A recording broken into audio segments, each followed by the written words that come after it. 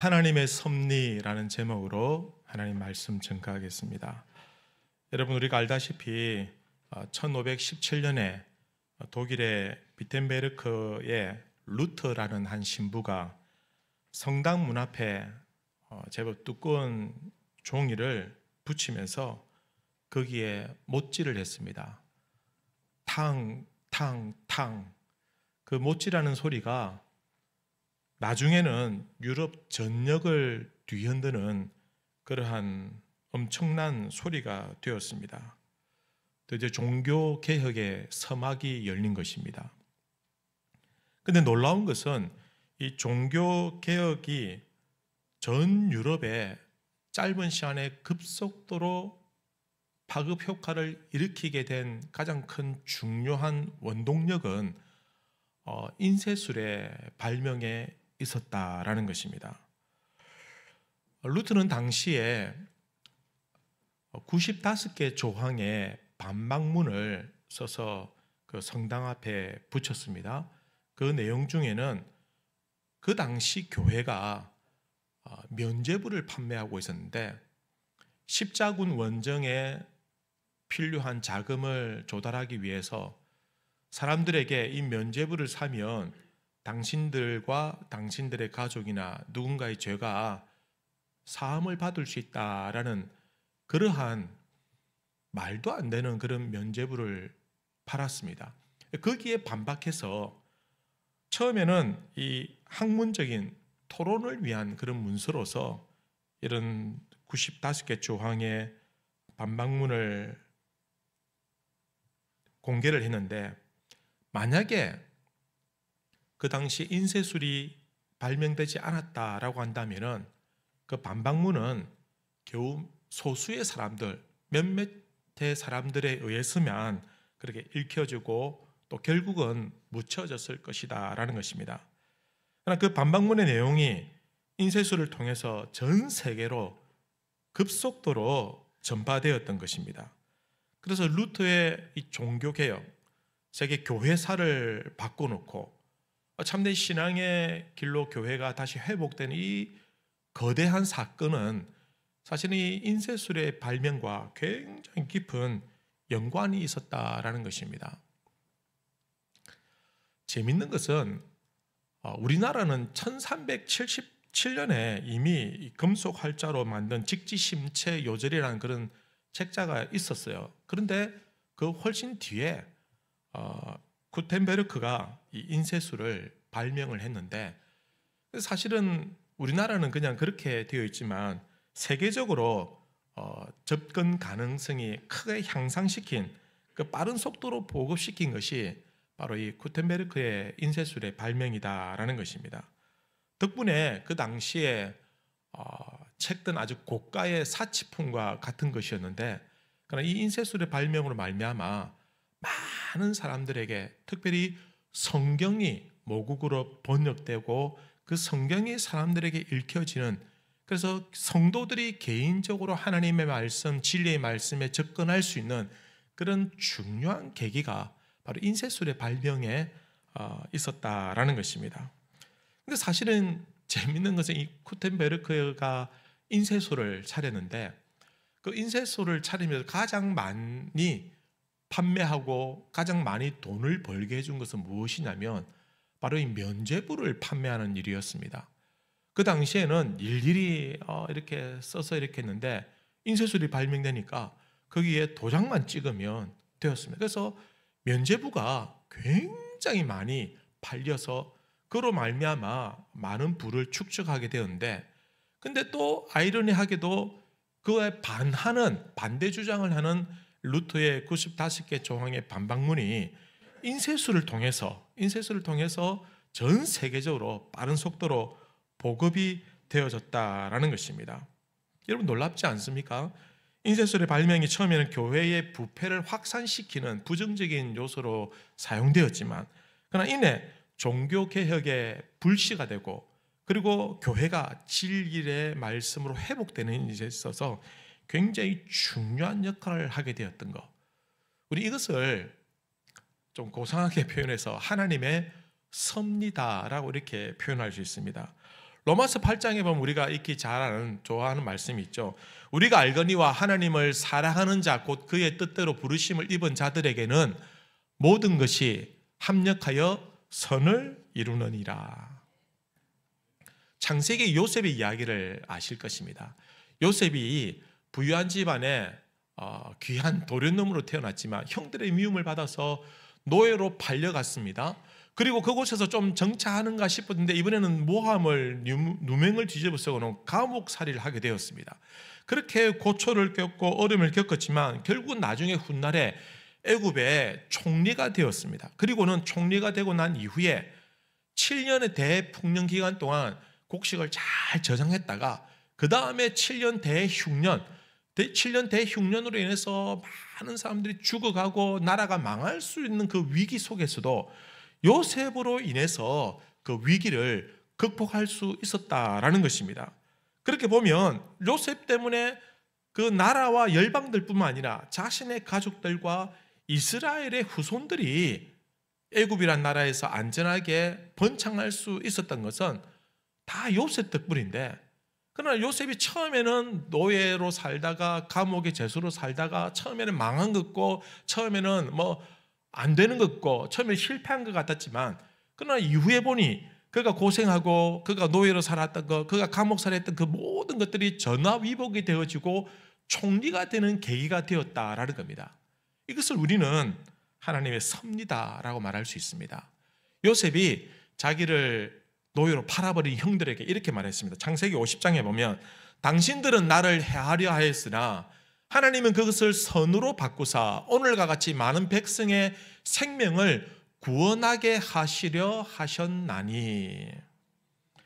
요셉이 억울하게 노예로 팔려가고 감옥살이를 하고 그런 삶을 우리가 볼 때는 아니 하나님 살아계시면 어떻게 그럴 수 있냐, 억울하게 어떻게 그런 일을 당할 수 있느냐라고 생각할 수 있었겠지만, 그러나 그 과정을 통해서 요셉이 오히려 열방을 구원하고 자신의 가족뿐만 아니라 이스라엘 후손들이 번창하게 된 것이 바로 이 하나님의 섭리였다라는 것입니다.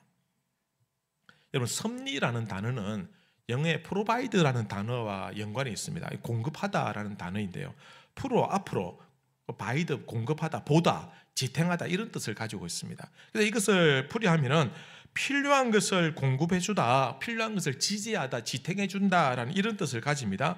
그래서 존 파이퍼라는 아주 유명한 목사님이 이렇게 말했습니다. 섭리라는 단어는 목적에 맞게 공급해주는 행위다. 섭리라는 단어는 세계를 지탱하고 다스리는 행위다라고 이렇게 설명을 했습니다. 여러분, 오늘 본문 말씀이 사실은 하나님께서 목적에 맞게 공급하시는 행위, 하나님께서 교회와 세상을 지탱해주는 그러한 다스리는 통치하는 행위가 오늘 말씀에 섭리라는 모습을 통해서 우리에게 설명해주고 있다라는 것입니다. 지난주에 말씀드린 것처럼 사도 바울이 예루살렘 교회를 돕기 위해서 무엇을 가져갔습니까?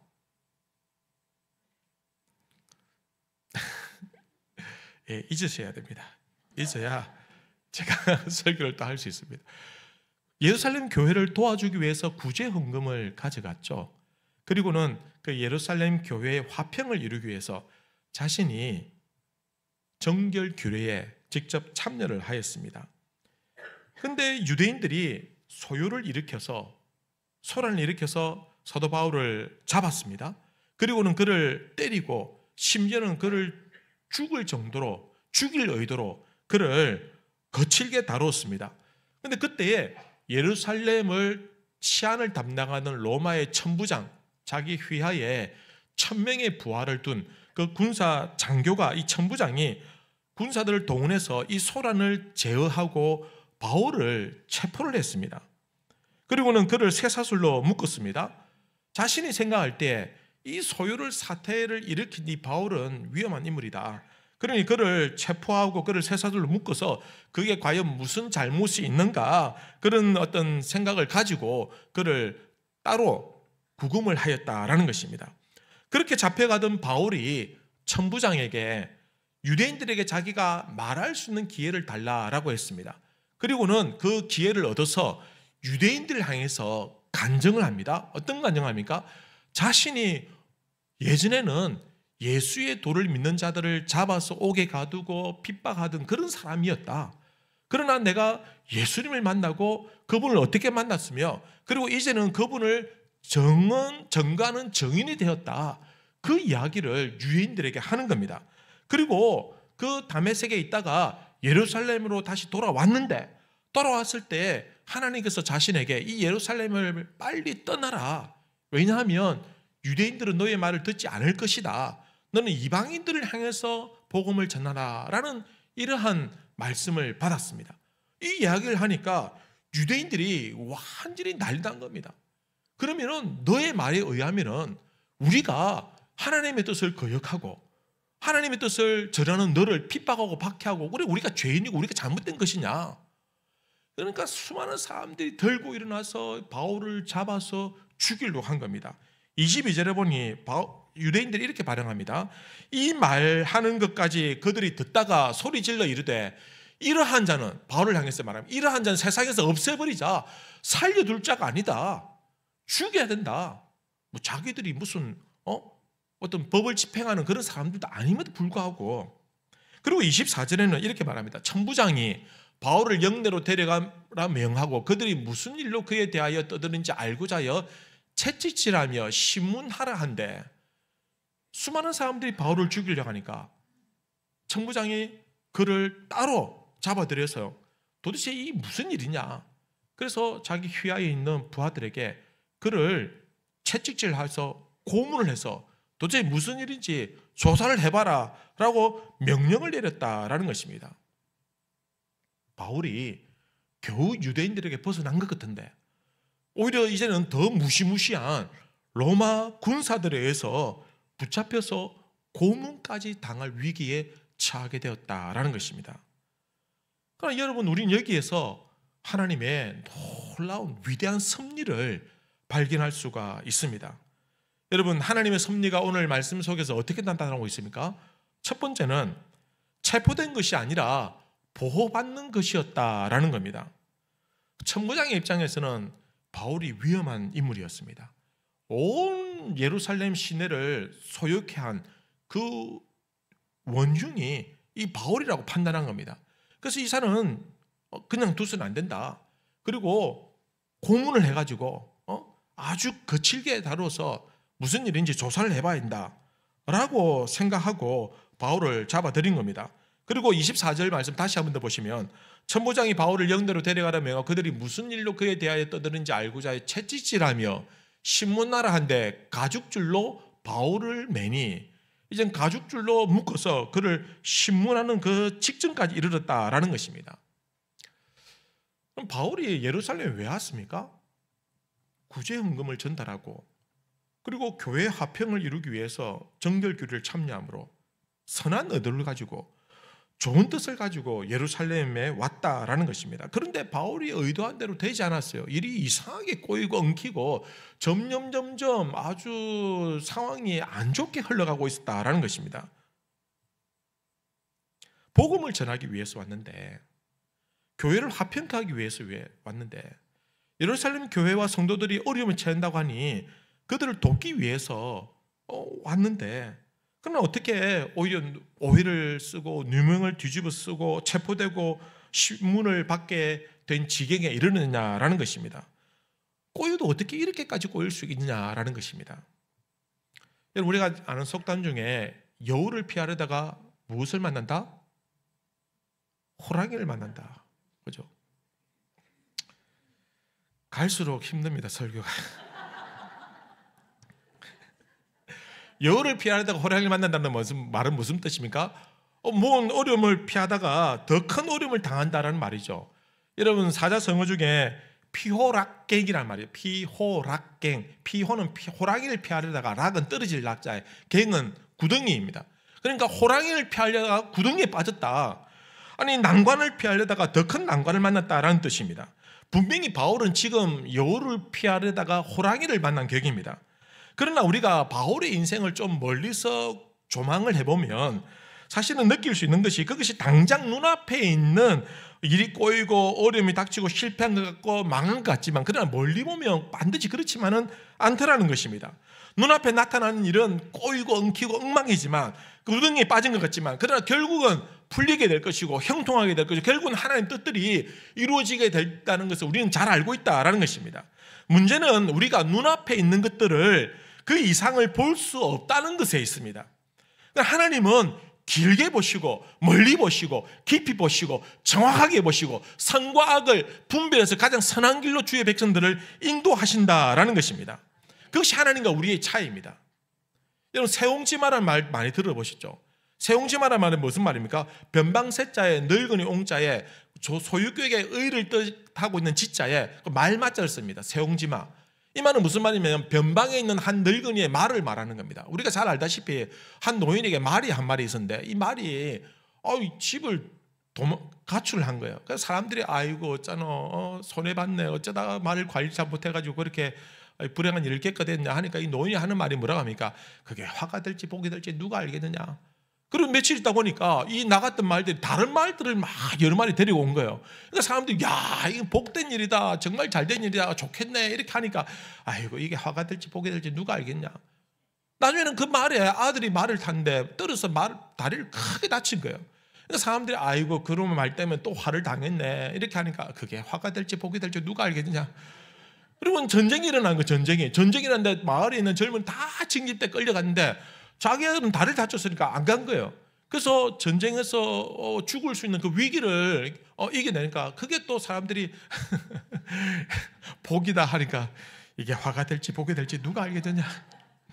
가봐야 된다는 것입니다. 멀리 가봐야 된다는 것입니다. 지금은 알 수 없다는 겁니다. 지금 당장 눈앞에 있는 것만 보고 판단하면 안 된다. 멀리 봐야 된다는 겁니다. 여러분 요셉을 보십시오. 요셉이 형들의 미움을 받아 노예에 팔려갈 때 사람들이 망했다 끝났다. 그리고 겨우겨우 그냥 주인의 신임을 얻어서 가정 총무 노예 중에서도 약간 조금 인정만 노예가 된데 그냥 또 안 주인의 오해를 누명을 뒤집어 세우는 감옥에 갔을 때 그는 이제 죽었다 끝났다. 그러나 멀리 가보니 끝까지 가보니 오히려 노예 생활하고 감옥 생활을 했던 그 요셉으로 인해서 나라와 열방이 살고 민족이 살고 하나님의 뜻이 이루어지더라라는 것입니다. 이사야 55장에 보면 이런 말씀이 있습니다. 이는 내 생각이 너희의 생각과 다르며 내 길은 너희의 길과 다름이니라. 여호와의 말씀이니라. 하나님의 생각과 우리의 생각이 다르더라. 우리는 그냥 근시안적으로 눈앞에 있는 것만 보지만 하나님은 멀리 보시고 명확하게 보시고 정확하게 보시고. 바울도 마찬가지입니다. 지금 바울의 뜻대로 된 게 없습니다. 구제 헌금을 전달해서 도와주기 위해서 하는데 이게 그냥 망쳐졌어요. 오히려 그들을 도와줌으로 교회를 어떤 화평스럽게 하기 위해서 왔는데 오히려 교회가 더 시끄럽게 또 분란이 일어나고 자기 때문에 온 예루살렘이 시끄럽게 된 겁니다. 복음을 전했지만 유대인들이 감동이 안 돼요. 하나님 말씀을 전했지만 아무도 감동이 받지 못해요. 오히려 더 악하게 바울을 죽이려고 그를 붙잡아서 매를 때리고 그를 거칠게 다루고 그를 죽이려고 하였다라는 것입니다. 그러나 로마 군사에 대해서 겨우 위기를 모면했지만 이제는 고문을 당할 여우를 피하려다가 호랑이를 만난 격이 되었다라는 것입니다. 그러나 바울은 겉으로는 분명히 체포되는데 그러나 사실은 세상에서 가장 용맹하고 가장 용감한 그 군사들에 의해서 보호를 받고 있다라는 것입니다. 이게 하나님의 섭리입니다. 나중에 바울을 죽이겠다고 결사들을 조성되었습니다. 사도행전 23장에 보면 이렇게 말합니다. 날이 새매 유대인들이 당을 지어 맹세하되 바울을 죽이기 전에는 먹지도 아니하고 마시지도 아니하겠다 하고 이같이 동맹한 자가 몇 명이라고요? 40여 명이더라. 40여 명이 바울을 죽이기 전에는 우리는 먹지도 말고 마시지도 말자. 그냥 죽일 목적을 가지고 그를 해치려고 노리고 있었다라는 것입니다. 여러분 한 사람만 나에 대해서 적개심을 가지고 덤벼들어도 사실 무섭습니다. 여러분 죽을 각오하고 덤비는 사람이 제일 무섭습니다. 잃을 것이 없는 사람이 덤벼들면 무서워요. 근데 40여 명이 바울을 죽이겠다고. 그러니 바울이 로마의 군대에 의해서 쇠사슬에 묶인 것이 절망이 아니라 오히려 하나님께서 더 안전하게 보호해 주시는 안전장치가 된다라는 겁니다. 이게 하나님의 섭리라는 겁니다. 바울은 특별한 보호가 필요한 상황입니다.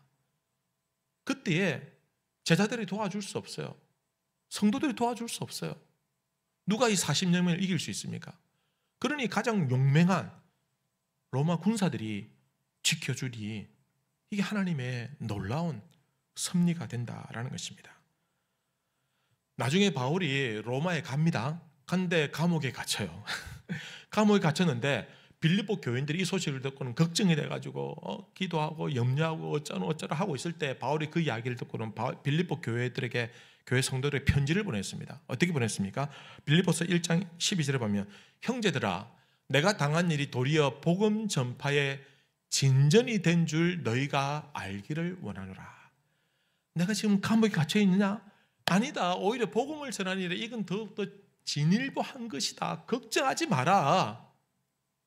사랑하는 성도 여러분, 우리가 원하지 않게 어려움을 당하고 오해를 받고 고난을 당할 때가 있습니다. 그때 우리는 실망하고 낙심하죠. 끝났다고 포기하죠. 그러나 우리 하나님의 백성들은 여러분 그런 상황 속에서도 쉽게 낙심하지 않아야 됩니다. 왜냐하면 하나님을 신뢰하기 때문입니다. 우리의 중심을 보시고 일의 결말을 선하게 만드시는 그 하나님의 놀라운 위대하신 섭리를 믿는다고 한다면 우리가 두려워할 이유도 없고 무서워할 이유도 없고 담대하게 흔들릴 필요가 없다라는 것입니다. 실패한 것처럼 보이고 망한 것처럼 보이지만 여러분 멀리 보시길 바랍니다. 하나님의 위대한 섭리를 신뢰하시는 주의 백성들 되시길 바랍니다. 우리 생각에는 하나님 좀 미리 좀 알려주시면 안 되면 나는 새 가슴인데 나는 믿음이 연약한데 다 알려주시면 내가 믿고 가겠는데 왜 좀 힌트를 안 줍니까? 왜 당장 어려움을 당해 지나고 나야 깨닫게 하십니까? 왜 그러실까요? 하나님께서 우리를 골탕 먹이려고 그럽니까? 그렇지 않습니다. 하나님께서는 이 일을 통해서 우리에게 원하시고 기대하시는 것은 무엇이냐? 우리가 믿음으로 나아오기를 원하신다라는 것입니다. 여러분 고난을 거둬주시고 미리 준비할 수 있도록 다 알려주실 수도 있지만 그렇게 하지 않는 이유가 무엇이냐? 우리가 하나님 앞에 나아갈 때 하나님 앞에 살아갈 때 믿음으로 살아가기를 원하시기 때문이다라는 것입니다. 이스라엘 백성들이 애굽에서 나와서 광야 생활을 시작할 때에 모든 것 다 미리 주시지 않았습니다. 모든 것 다 미리 보여주지도 않았어요. 여러분 홍해 앞에 섰을 때 홍해는 지금 거대한 바다가 앞에 있고 뒤에 애굽의 군사들이 죽이려고 달려도 오고 있었는데 하나님께서 그때까지 아무 말도 하지 아니하시고 모세를 통해서 그 홍해를 가르셨다라는 겁니다. 하나님께서 미리 홍해 앞에 가면은 이 지점에 가면은 내가 너희 길을 열어줄게 걱정하지 마라 가라 이렇게 하신 것이 아니에요. 그냥 가다 보니까 홍해를 만났는데 뒤에 군사들이 잡으러 오고 죽이려고 덤벼드니까 그때 하나님께서 그 앞에서 뭘 기대하셨냐? 믿음을 보라는 거예요. 믿음을. 지금 거대한 홍해 앞에 있지만 걱정하지 마라. 이 홍해 앞에서도 너희를 살릴 하나님을 신뢰하라는 것입니다. 하나님께서 왜 매일마다 만나를 주십니까? 아예 그냥 한꺼번에 일주일치 주시든가 아니면 한 달치 주시든가 아니면 택배식 해가지고 막 주시든지 이러면 좋겠는데 왜 매일마다 꼬박꼬박 나와서 만나를 거두게 하시느냐? 매일마다 하나님을 의지하는 법을 배우라는 것입니다. 하루도 하나님을 의지하지 아니하면 하루도 하나님 기도하지 않으면 살 수 없다는 그 연약함을 보고 깨닫고 믿음으로 나오라는 뜻입니다. 물이 없습니다. 반석에서 물을 다 받아가지고 하나님 생수병에 담아가지고 미리 다 보내주시고 하면 얼마나 좋겠습니까? 그러나 하나님은 그렇게 하지 않아서 목이 마르고 갈증이 날 때까지 그럼에도 불구하고 목이 마르고 갈증 나고 죽을 것 같지만 그러나 그때도 하나님 우리를 살려주시고 건져주실 것이다 라는 믿음을 가지고 있을 때 반석에서 물을 터뜨려 살려주시더라는 겁니다. 뭘 원하십니까? 믿음으로 가자. 광야길 걱정하지 마라. 내가 너희들을 지켜주고 살려줄 것이니 너희를 믿고 신뢰하고 나오느라. 하나님이 기대하시는 것은 그걸 기대하고 있다라는 것입니다. 하나님께서는 그런 과정을 통해서 고난을 통해서 섭리를 통해서 우리 하나님을 의지하는 방법들을 깨닫고 배우시기를 원하고 있는 것입니다. 이스라엘은 애굽에서 노예로 생활했습니다. 400년 넘도록. 그들은 하나님을 의지하는 법을 다 잊어버렸습니다. 기도하는 법 다 잊어버렸어요. 말씀도 잊어버리고 마음대로 살고 그전 노예 근성으로서 노예의 생활에 찌들려서 그렇게 살았습니다. 시키면 시킨 대로 하고 스스로 하나님 찾지도 못하고 그래서 하나님께서 이 광야 생활을 통해서 너희들이 이제 노예 근성을 다 빼자. 이제 하나님의 자녀다. 하나님 백성답게 살아갈 수 있도록, 하나님의 백성이면 기도할 수 있도록, 하나님 말씀을 의지할 수 있도록, 예배 드릴 수 있도록, 그리고 하나님을 믿음으로 나아갈 수 있는 그 믿음을 채워주기 위해서 광야의 길을 그들에게 허락해 주셨다라는 것입니다. 우리도 마찬가지입니다. 세상의 악한 사탄 마귀가 하나님의 백성들을 그냥 그대로 편하게 내버려 두지 않습니다. 왜 그러냐? 우리에게 시련을 주고 시험을 주고 고난을 주는 이유가 무엇이냐? 이 험난한 세상 속에서도 우리가 하나님의 자녀로 살아갈 수 있도록 훈련시키시고 가르쳐 주시고 인도해 주신다라는 것입니다. 그냥 당장 그냥 우리 하나님 우리 살다 그냥 천국에서 그냥 다이렉트 직행으로 데려가면 안 됩니까? 그렇게 안 됩니다. 왜냐하면 그 하나님 나라에는 하나님의 백성들, 하나님 자녀가 들어갈 수 있는데 우리가 하나님의 자녀답지 않는 거예요. 부족한 거예요. 그 하나님 나라에서 하나님 백성답게 살 수 없는 거예요. 그래서 우리를 성화시키고 가르치고 깨닫게 해주시고 훈련시키셔서 하나님을 의지하는 백성으로 준비시켜 주시고 결국은 하나님 나라에 이룰 수 있도록 하기 위해서 지금 우리를 섭리 가운데 내몰아가고 있다라는 것입니다. 사랑하는 성도 여러분, 당장 눈앞에 일들이 꼬이고 마치 바울처럼 체포된 것처럼 여우를 피하려다가 호랑이를 만난 것처럼 더 어려운 난간에 처해 있는 것 같지만 그러나 하나님의 위대한 섭리를 믿으시길 바랍니다. 확신하시길 바랍니다. 하나님은 여러분의 하나님이십니다. 여러분은 하나님의 자녀이십니다. 여러분 어느 부모가 자식을 위해서 그냥 내버려 두겠습니까? 자녀를 위해서는 불에라도 뛰어들고 물에도 뛰어드는 것이 부모의 심정입니다. 하나님은 위대한 사랑을 우리를 위해서 십자가에 뛰어드신 분입니다. 그러니 그 하나님 놀라운 위대한 사랑을 믿고 신뢰하고 의지하시고 확신하시길 바랍니다. 지금 내가 고난길이지만, 지금 내가 사망을 걷는 것 같지만, 지금은 구덩이 같고 광장 같지만 그러나 하나님께서 결국 나를 가장 선한 길로 인도해 주실 것이다. 그거 믿고 나오라는 것입니다. 두 번째는 하나님 섭리가 어떻게 나타나고 있습니까? 막힌 길이 뚫리는 기도가 응답되었다라는 것입니다. 사도 바울이 간절하게 기도한 것은 무엇입니까? 로마에 가는 겁니다. 복음의 가장 정점인, 가장 우상 숭배가 심하고 가장 최고의 권력이 모이고 가장 빠르게 전 세계로 복음이 급속도로 전파될 수 있는 마치 인쇄술의 발명과 같은 그 로마에, 그곳에 가서 복음을 전하겠다. 그 간절한 소망을 가지고 있었습니다. 그렇게 기도했습니다. 그런데 번번이 길이 막혔어요.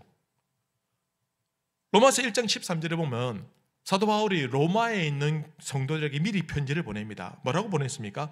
형제들아, 내가 여러 번 너희에게 가고자 한 것을 너희가 모르기를 원하지 아니하노니 이는 너희 중에서도 다른 이방인 중에서와 같이 열매를 맺게 하려 함이로다. 내가 너희에게 여러 번 가기를 원했는데 못 가고 있었다. 사실은 그건 너희 좀 이해를 해달라라는 것입니다.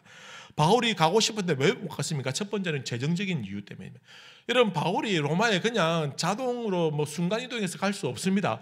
가는 길에 배도 타야 되고 육로도 가야 되고 먹어야 되고 자야 되고 돈이 필요하고 재정적인 문제가 있었다는 거예요.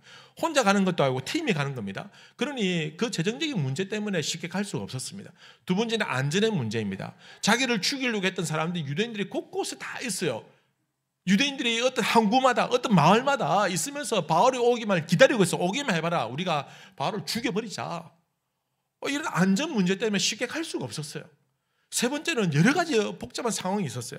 그가 가려고 했지만 여러 가지 애를 썼지만 그가 쉽게 이런 일 터지고 저런 일 터지고 갑자기 가려고 했는데 또 다른 곳에서 성도들의 교회들의 어떤 문제가 터지고 그러니 가고 싶었지만 쉽게 갈 수 없었다라는 것입니다.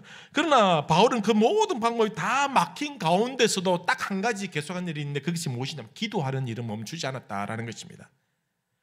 하나님은 기도하는 사도 바울의 그 기도에 결국은 그 예상하지도 못했던 그 방법으로 그 기도에 응답해 주시더라라는 것입니다. 어떻게 응답해 주셨습니까? 그것은 로마 군대에 붙잡혀 가는 것이었습니다. 여러분 곰곰이 생각해 보면 로마 군대에 붙잡혀 가는 게 뭐가 좋겠습니까? 예수님도 그 군사들에 의해서 십자가에 못 박혀 돌아가셨는데 가장 잔인하고 가장 막강한 그 로마 군인들에게 잡혀가는 게 뭐가 좋겠습니까? 그러나 하나님께서는 그 방법을 통해서 하나님께서는 그 기도에 응답해 주셨다라는 겁니다. 여기에 보면 하나님 놀라운 탁월한 지혜가 있습니다. 무엇입니까? 바울은 로마에 가는데 여비가 없었지만 지금 어떻게 됩니까? 죄수의 신분을 가니까 갈 때 어떻게 합니까? 공짜로 가는 거예요. 공짜로.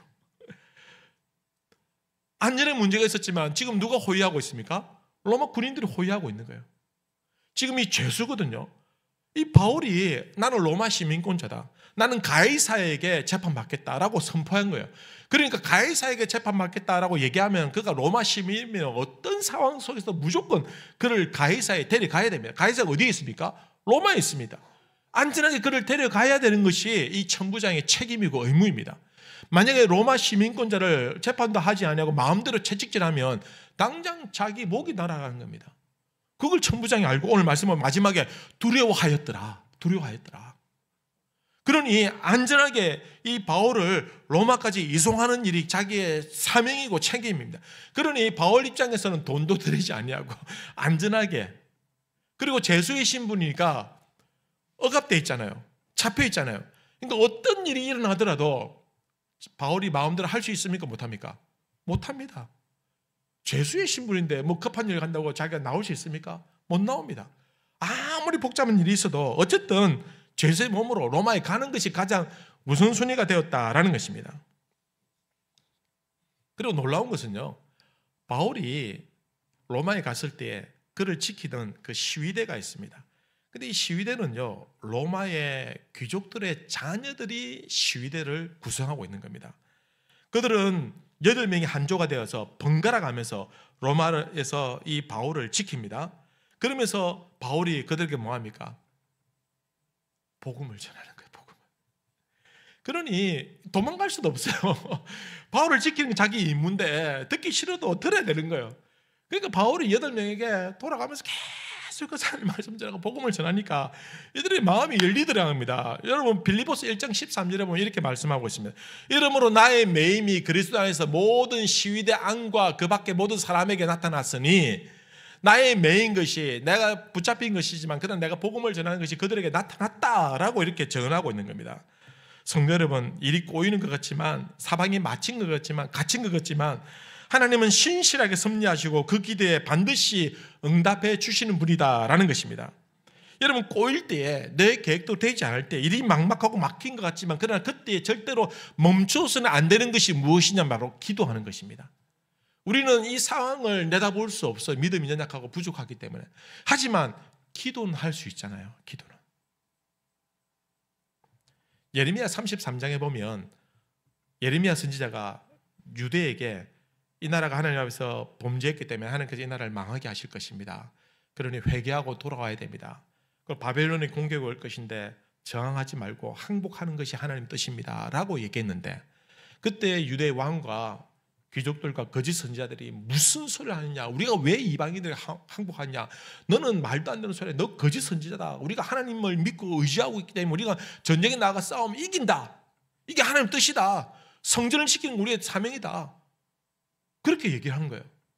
하지만 결국은 그 예루살렘이 멸망하게 되더라라는 것입니다. 하나님께서 예레미야에게 그때 이렇게 말씀하십니다. 예레미야 33장에 보면 예레미야가 아직 시위대 뜰에 갇혀 있을 때 여호와의 말씀이 그에게 두 번째로 임하니라 이르시되, 이를 행하시는 여호와, 그것을 만들며 성취하시는 여호와, 그의 이름을 여호와라 하시는 이가 이와 같이 이르시되, 너는 내게 부르짖으라, 내가 내게 응답하겠고 내가 알지 못하는 크고 놀라운 은밀한 일을 내게 보이리라.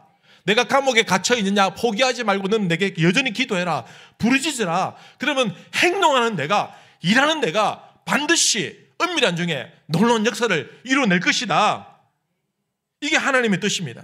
사랑하는 성도 여러분, 하나님은 지금도 우리를 위해서 행동하는 하나님이신 줄 믿습니다. 우리는 부족하고 연약해서 아무것도 할 수 없는 무능한 사회이지만, 그러나 우리가 엎드려 기도할 때, 우리의 기도가 하늘에 닿을 때 하나님께서는 우리를 통해서 우리의 기도가 이 땅에서 이루어지도록 일하시고 행동하시고 능력을 베풀어 주시는 하나님이 되는 것입니다. 그러니 우리가 해야 할 일은 무엇입니까? 끝까지 부르짖는 일입니다. 구덩이에 빠져도 부르짖고, 사막에 꽉 막혀도 부르짖고, 답답해도 캄캄해도 어두워도 아무것도 보이지 않아도 우리는 감히 하나님께 부르짖어 기도해야 되는 것입니다. 하나님 위대한 섭리가 우리 기도를 통해서 반드시 성취될 줄로 믿으시길 바랍니다. 다 포기해도 여러분 기도하는 거 포기하시면 안 됩니다. 가는 길이 멀고 꼬이고 답답하고 내 뜻대로 되지 않아도 그래도 기도하셔야 됩니다. 여러분 어려움을 만나면 평안하게 해달라고 기도하십시오. 여러분의 기도가 잠자지 않도록 깨우십시오. 여러분 평안하면 이제 나는 평안하다. 기도 멈추지 마십시오. 하나님 이 평안이 지속되도록 영원하도록 지켜주십시오 라고 계속해서 기도하시길 바랍니다. 에스겔서에 보면 하나님께서 나라가 망하고 포로된 이스라엘 백성들에게 회복시켜 주실 것이다 라는 의미로 말씀해 주신 것입니다. 에스겔 36장에 보면 이렇게 말합니다. 주 여호와께서 이같이 말씀하시나 내가 너희를 모든 죄악에서 정결하게 하는 날에 성읍들에 사람이 거주하게 하며, 성읍들의 사람들 다 붙잡혀가고 다 망가지고 망했는데 내가 다시 성읍들의 사람이 거주하게 하며 황폐한 것이 건축하게 할 것인즉 전에는 지나가던 자의 눈에 황폐하게 보이던 그 황폐한 땅이 장차 경작이 될지라. 사람이 이르기를 이 땅이 황폐하더니 이제는 에덴 동산같이 되었고, 그리고 36절 보면 너희 사방에 남은 이방 사람들이나 나 여호와가 무너진 곳을 건축하며, 무슨 말씀입니까? 하나님께서 다시 이 땅을 회복시켜 주시고 다시 일으켜 주실 것이다. 내가 다시 세워줄 것이다. 여기 약속의 말씀을 하십니다. 근데 조건이 딱 하나 있습니다. 그것이 무엇이냐? 36장 37절에 우리 다 같이 한번 읽어보시겠습니다. 시작. 주 여호와께서 이같이 말씀하셨느니라. 그래도 이스라엘 족속이 이같이 자기들에게 이루어 주기를 내게 구하여야 할지라. 할렐루야, 아멘.